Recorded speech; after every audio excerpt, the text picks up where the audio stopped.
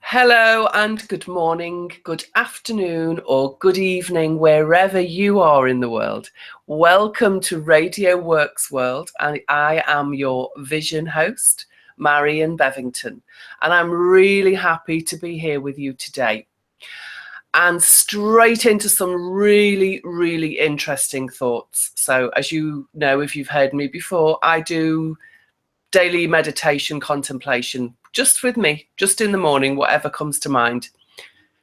And today's idea was around my family, your family, the idea of this word, family. What does it actually mean?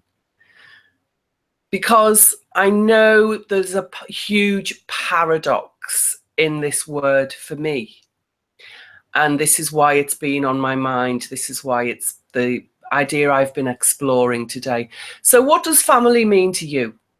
Well, let me ask myself that question. What does family mean to me? There are two ideas I have around the word family. One is where there is a bloodline. This is the conventional idea of family. This is the idea of the family that has the parents and the children and the grandparents and the cousins and the nieces and the nephews. So there are bloodlines. And in my family, there are two, because I have my mother's bloodline, my father's bloodline. And then there are other types of families. So there are families that have foster children or adopted children. So there are a mixture of bloodlines. But basically, it's the caretakers and the children and all of the ideas of the people around that group. It's also called the insular family. And then my second idea of family are, for me, it's the group of people who I choose to work with, choose to spend my time with. My work and my social life are very connected now. They never used to be, but now they are. They're very connected. I socialize, I share time and ideas and energy with the people who I work with, and most of those are from my friend group as well.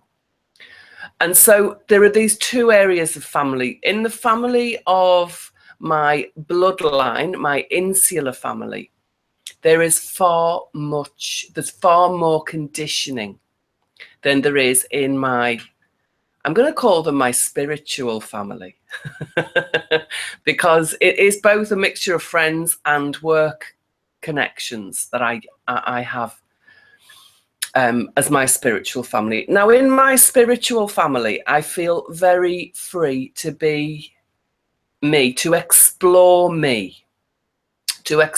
I am. It's okay for me to make mistakes. It's okay for me to break free of conditioning. In fact, it's almost like it's my job to break free from conditioning in my spiritual family. It's the role that I've created for myself. It's the identity that I've chosen for me. And then on the other side, on the polar opposite of that, the paradox, is this blood family. And in the blood family, I am very conditioned. I am very restricted and limited by the impression, by the expectation of the other people in the family.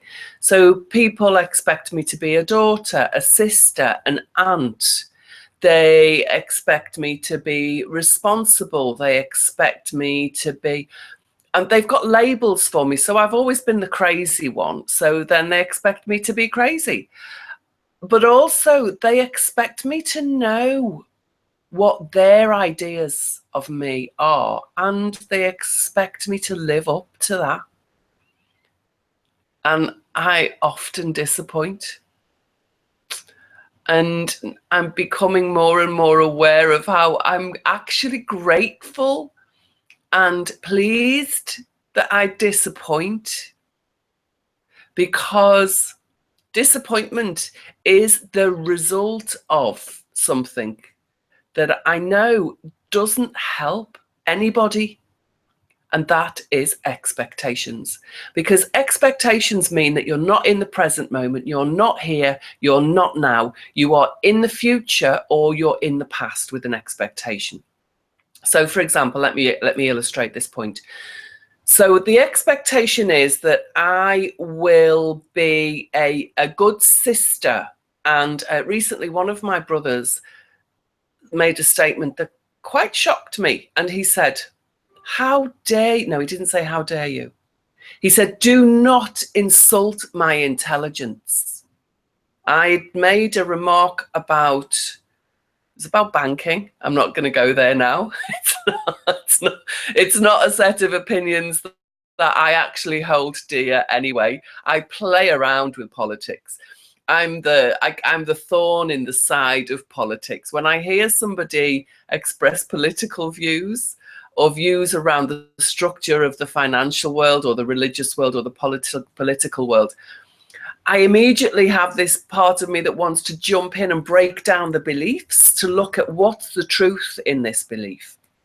Anyway, because of this thorn in the side, I became a thorn in the side of my brother, and he perceived that I had insulted his intelligence.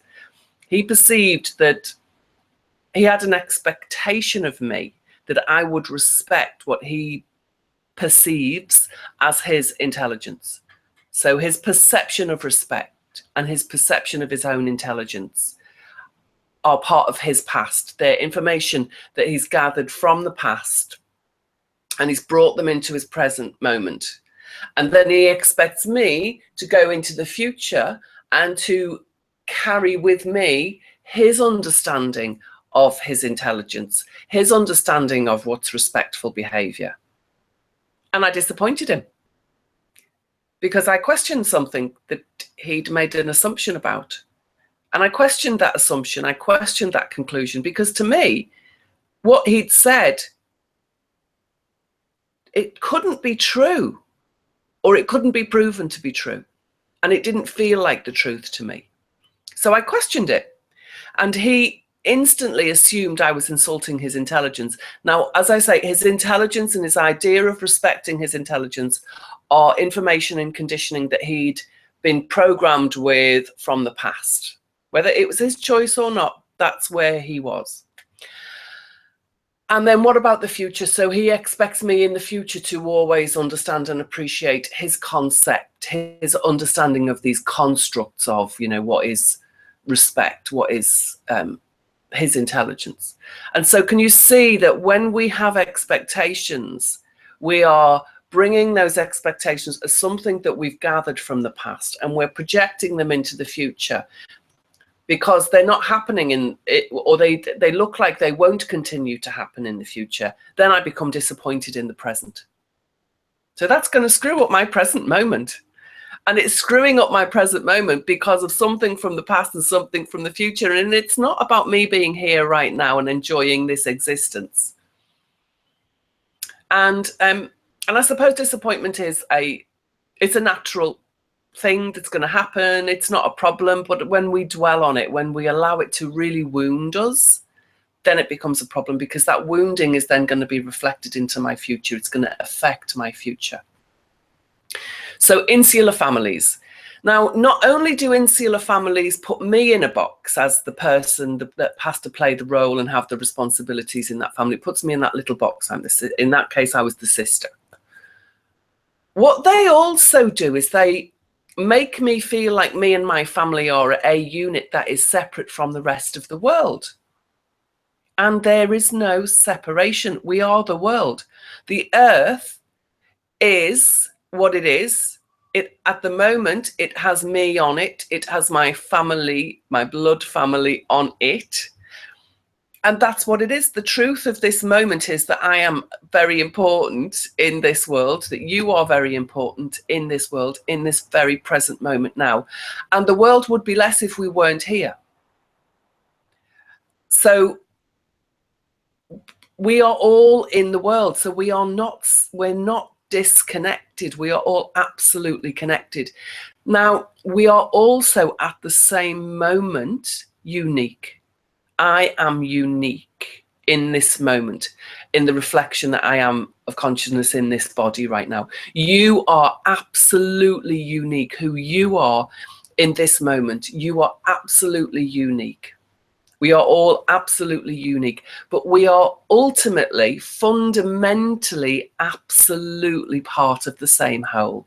Even if we just look at ourselves as pieces of matter on the planet Earth, or pieces of matter in the solar system, because sometimes we're not on the Earth, aren't we? You know, I could get into a rocket and go to the moon, and then you could say, but now you're not of this Earth. But I am of this Earth. I'm of this solar system. So let's go there. Let's go to the solar system. Or we could look at the universe. I am of this universe. And so are you. And so we are all ultimately absolutely connected. And there's this amazing phenomena in quantum physics, which is called entanglement. And I love what Einstein called it. Einstein called it something like spooky actions at a distance or something. But he used the word spooky or something. Anyway, he used a really funny word that you wouldn't imagine Einstein would use. But what the point of this entanglement is, what happens is, if you take two particles, two things that are from the same place, so say for example, you split an atom and you take two parts and you put one part on the sun and you put another part on one of the stars in the Pleiades, or one of the stars that's in the, in the universe, a million light years away. You separate these two particles by the biggest distance you could possibly imagine ever separating two particles from.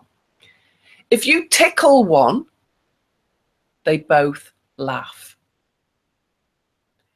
So they both respond to the stimulus of one instantly. They both respond absolutely instantly. There is no separation in time, even though there is a massive separation in space. And they both have the same response instantly. And it's quite a complex construct, this entanglement. And the fact that Einstein recognized it means that it's to be respected. So we're back to that word, respect. And so with this idea that we are separate families, this has gone on to breed, to create the society that we live in, where, we imagine that we can have a piece of land and call it, I can have a piece of land and call it mine. I can have my house and call it mine. And that idea that, an Englishman's home is his castle. But we're part of a global community. So who am I to take a piece of the earth and say it's mine? It's not. I never believe that it's mine. Even though I might have paid someone, I might have all the pieces of paper, they may be signed in triplicate, they may be stored in a vault in some very safe place, they may be legally listed on every possible legal structured document that ever existed. Actually, the earth is the earth. It doesn't belong to anybody. And that reminds me of this. There's a guy called Jeremy Irons, and there's a YouTube video I watched recently about him talking about, we're in trillions of debt. The UK is in gazillions of debt, and America is who do we owe the money to? Who's lent me all that money? Where does it come from? Who owns the money? Because it's in the same place as this, who owns the land, to me. These are concepts that we've been given in the mind, and we have this material idea that we know what we're talking about. But when you start to break things down, and this is what my daily contemplation is about, I want to dismantle information. I love taking things apart so that I can find the truth, the heart, the part of it that's so true that you can't break it down anymore. This is what I crave, I yearn for, is truth. And when I feel truth, when I hear something that feels like truth, or I see something that feels like truth, or I sense something that really feels like the truth, then I feel I'm at home. Then I feel I'm in the place where my family is. I'm at home. And that's what my spiritual family give me. They give me this sense of being at home. Because at home is my truth. We speak about the self with a capital S. And this self with a capital S, am I doing it the right way around? Is it that way? This self with a capital S is infinite. It's the blue sky. Remember, we spoke about that recently. If you haven't seen it, go back and watch that video.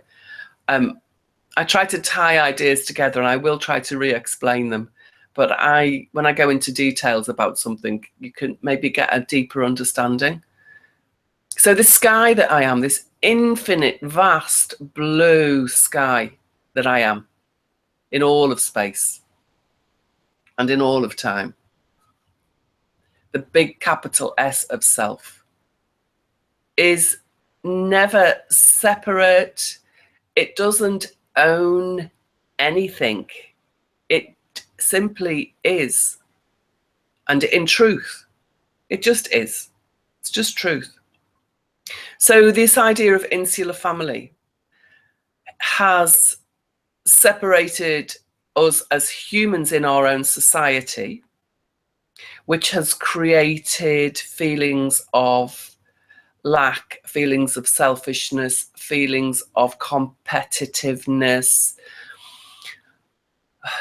all these feelings that are for me, are part of my understanding now of where I am struggling when I get stuck in this life. What creates the parts of life that feel that they're somehow lacking in truth? Because when I connect to, we're all here, we're all the same, we're all connected, we're all part of Earth, that I feel at home. I can feel safe, I can feel expansive, it's like I can imagine myself as being that blue, infinite, beautiful sky. But then these little clouds of fear, these little clouds of separation, all these little clouds come and they cloud the sky, but the sky is still there. It's still infinite and vast and beautiful. But these clouds they seem to take over my attention. They seem to take over my my awareness in this moment, and take me into a place of anxiety or worry or discomfort, some kind of discomfort. Whereas when I reconnect back to the sky, there's comfort there. There's this. It's home. Home is comfortable. That's a nice way to sense home. So my spiritual family, I believe their effect on me is that they help me to get home. And my blood family, my physical family, they very often, and I know they're not trying to do this, I know this is not their intention, but they often make me feel very uncomfortable. I feel like I'm not living up to their expectations. And then I feel judged. And then I try and work out what is it that they really want. And then I wonder, can I actually achieve what it is that they really want? And then I'll even get disappointed in myself because maybe I haven't, or I can't, or I don't want to. And in all of that, guess where I am not? I am not in me. I'm not focusing inside me.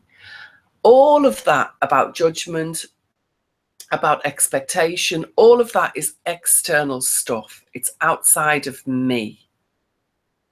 And so it takes my attention away from me, the being, the truth of me. And in the truth of me, I can go back and connect into my capital S. So this idea that our family is really important. So my family is very important to me. And I do have a very deep connection to them. But I'm becoming more and more aware that some parts of that connection are quite limiting, restricting, quite toxic. and that those same limiting, restricting, and toxic parts are at the same time my teacher. Because when I recognize that I am outside, I'm in this toxic connection that is not serving me and it's not serving them. Maybe on some superficial mental structure it's serving them, but deep, deep in our truth of our hearts, of ourselves, this is not service. I think service is to reconnect, to remember the truth of my capital S, myself in my heart. And in doing so, I am helping others to see how it's done, to remember themselves so that they can go into themselves. But really, that's not my concern. My concern absolutely is with me. And I know that in the last 20 years, I've come to understand and love this word selfish, capital S, selfish.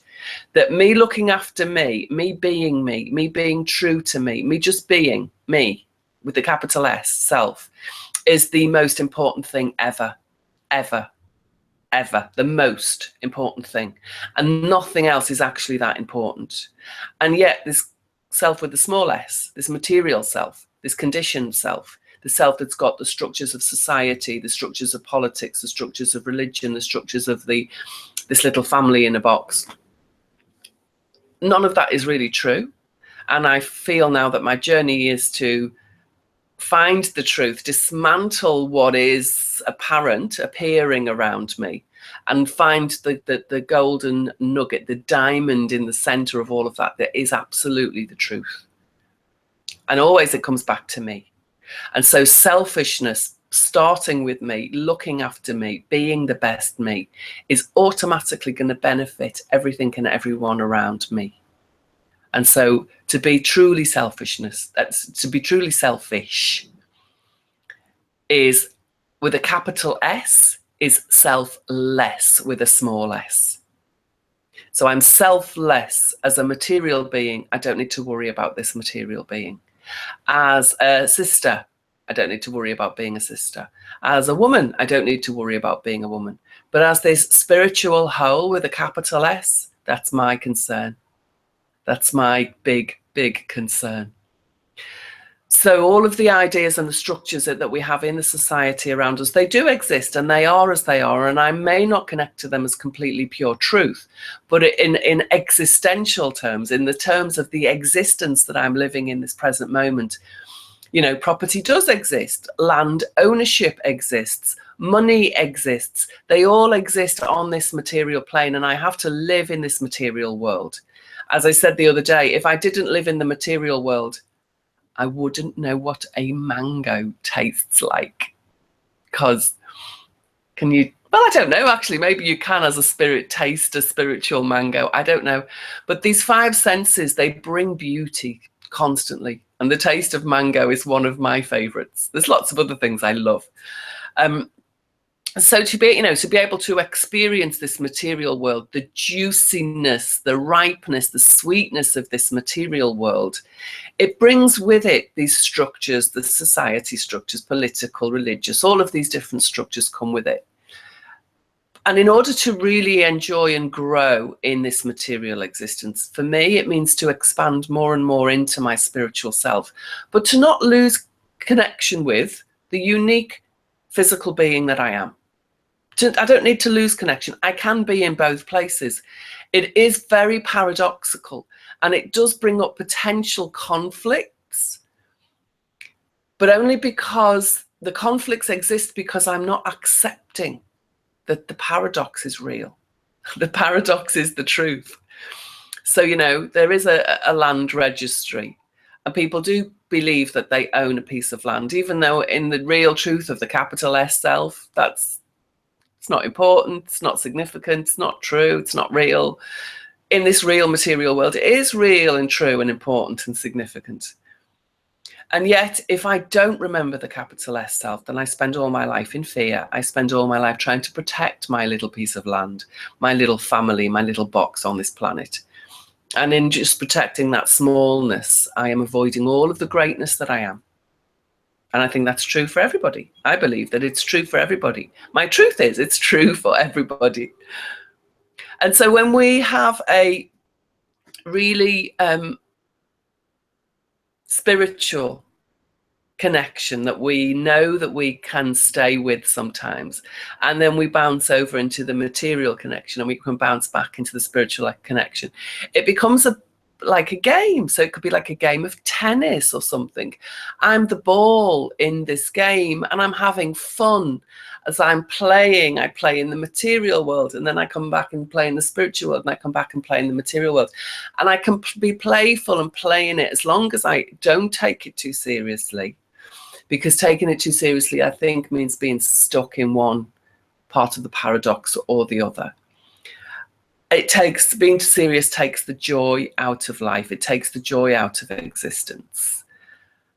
And being serious also creates problems, because my understanding of the definition of a problem is where there is a lack of acceptance of what is. And if you're the ball, you have to accept there are both sides of the game, don't you? If you're playful and you're playing on both sides, you are accepting that there are both parts of the game, and you're playing in both parts of the game. And so I'm choosing to be the ball that goes and tastes mango, and that is a part of the whole that's connected to everybody and everything, and then wants to play tennis, and then comes back to everything and everyone. And so the beauty of being with my spiritual family is it's really allowed me to play this ball.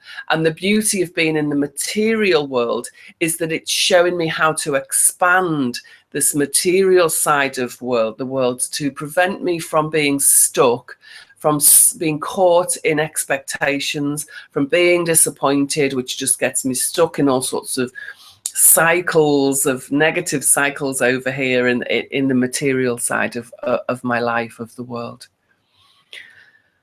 And so with a family, I've got my material family of blood, and then I've got my spiritual family of essence, if you like. And you know, in this real physical life, we will always be limited and restricted, because that's the nature of the material, is that we are limited, and that's how the material exists, because it's manifest. So it's not the potential, which is what spiritual is. Spiritual is open and fluffy and floaty and potential. But the manifest reality of things that are. And if I can learn to accept all that is, and Marina just had a beautiful few words with me before the show about how, you know, the homeless guy outside the tube station is as important as the Queen, is as important as me, is as important as the lady that's working in the laundrette down the road, is as important as the CEO of Shell Oil, is as important. We are all as important as each other, because we are all here. We are all part of this great oneness. We are all part of this planetary material existence here on this particular planet Earth, in this dimension here right now. We are all it. We're all in it. And if you take one part of it out, it changes the whole. So for this whole, in this one current moment here right now, you are important. You are absolutely important. Can you connect to that feeling of just how important you are to all of existence right now in this present moment? So just go into your heart, just focus on the center of your heart, that diamond of truth in the very deepest center of your heart, infinitely small, and at the same time connected to the infinite that is big and small, the paradox, connecting deep, deep, deep. Oh, wow. Hello. Namaste. Namaste is that beautiful Indian blessing that means the light in me, the diamond in the center of my heart, recognizes you have a diamond in the center of your heart, and that we are the same. That we are that infinitely small, and we are the infinitely large, all at the same time. And that's what Namaste means. The light in me recognizes that the light in you is the same. And I'm wishing you a very, very good day. So Marina, would you like to come back and join me and be in this infinite, beautiful moment right now? This is all we have, Marion. And I think the truth just hit home. And I feel at home, and I wasn't before. And that feeling alone, not being outside your own home, not locking yourself outside your own truth, that feeling that you are the same essence, like everything and everyone and every single tree, every single human being, every single sparkle in your dog's eyes, or anything that is the wind or the storm or the light or the dark. Yes. And I just love everything you just said. Oh. And I'm thinking, are you reading my mind?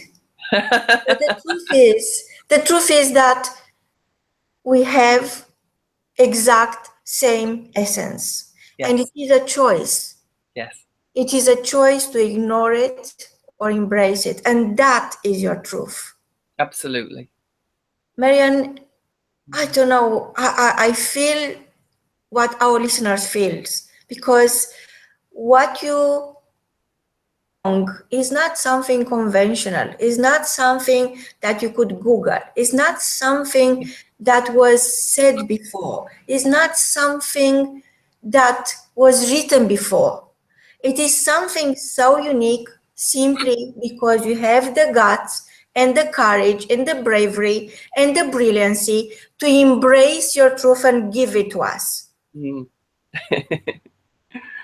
And by that, you are contaminating me. You are contaminating our listeners. Contagious. One us with the beauty of truth. Oh. And I think the more I see, the more I look at my life and how my emotions are evolving and how I don't really care about what is around me. Not in a sense that I don't care about the homeless person or the lady who does the laundry around the corner or the queen. It's not that. It's that I don't care what is anything outside my truth. Yeah. And my truth is that I truly believe this, that the sacred secret of living your life with purpose is sharing the good news, you. Yes. And that's my truth. Oh, I'm very grateful. I love sharing. Wow, Marion, you made my day, and this is Magic Saturday. And I had no idea when we launched this is going to be you. And it is you in everything. And for our listener, it is you in this Magic Saturday. And Marion brought it to you in a way that's never been brought in before. And it's all in. And, you know, each day is a better day. Each hour is a better hour. And right now I feel that the truth hit home. So I'm in a better place. Thank you, Marianne. Thank you so much. I know our listener would like to say thank you to you directly, and please go to meet Marianne, find her. She's everywhere on this world. It's impossible to miss her. Listen to her shows before this Magic Saturday show, and connect with your truth. That's all we have. Your truth is my truth. Mm-hmm. Thank you for sharing. From both of us, until next time, embrace your truth. Goodbye. Thank you, Marina. Thank you, everybody who's listening.